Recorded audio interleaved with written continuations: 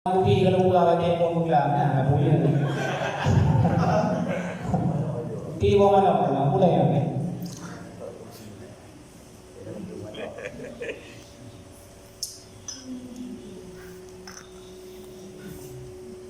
Yan, karat. Jadi di saat ketutup oleh Nabi Musa pulau, putra rahasia pembicaraan roh dengan Allah wahai Nabi Muhammad, masalah kewajiban sembahyang.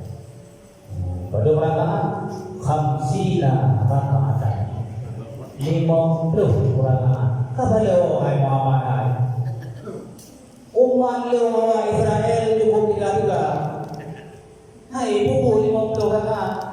Umat roh lagi ngau balik buku umat lagi zaman.